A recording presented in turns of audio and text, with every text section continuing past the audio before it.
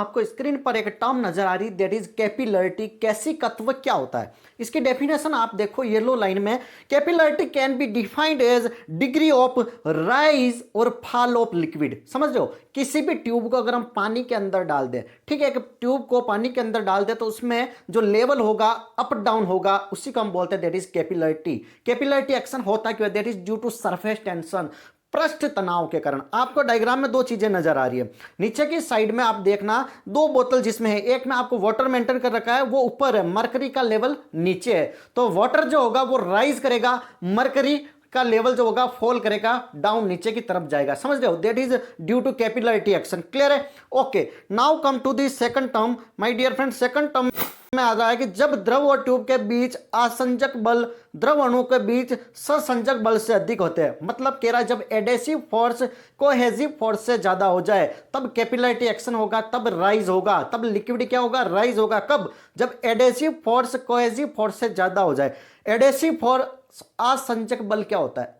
Adhesive force, adhesive the word आ रहा है, डी मतलब डिफरेंट, डिफरेंट फ्लूइड के बीच में या फिर डिफरेंट सब्सटेंस के बीच में जो भी फोर्स ऑफ अट्रैक्शन होता है दैट इज एडेसिव फोर्स, और कोहेसिव फोर्स होता है that is common same. Water, पानी के अंदर जो फोर्स लग रहा है दैट इज कोहेसिव फोर्स, लेकिन एडेसिव फोर्स पानी और ग्लास के बीच में लग रहा है, कांच के बीच में लग रहा है, दैट इज एडेसिव फोर्स। ठीक है, इन्हीं रीजन के कारण है ना, जो पानी होता है ना एक कांच को गीला कर लेता है, ठीक है, लेकिन मरकरी डाल दो कि कांच गीला नहीं होगा। समझ में आया? कॉन्सेप्ट क्लियर है? ओके, तो कैपिलरिटी किस पर डिपेंड करता है, क्यों होता है, that is because of surface tension, force per unit length, Newton पर मीटर इसकी यूनिट होती है। क्लियर है? That is about the surface tension. इसके लिए अलग से वीडियो बनाया, उसको देख लेना।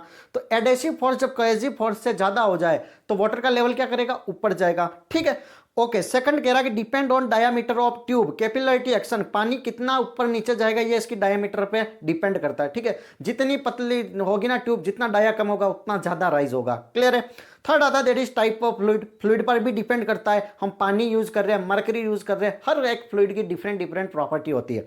तो अगर हम वाटर H2O पानी यूज करेंगे तो देखो डायग्राम में आपको नजर आ रहा है ग्रीन वाला है दैट इज वाटर, वाटर का लेवल ऊपर चला गया, नीचे देखो दोनों ट्यूब डाल रखी बीच में, इसके दोनों साइड में लिक्विड है, लेकिन इससे ऊपर ट्यूब के अंदर देखो लिक्विड का लेवल ऊपर चला गया, मतलब वाटर का लेवल राइज होगा, that is in capillarity action. 1 marks question पूछा गया।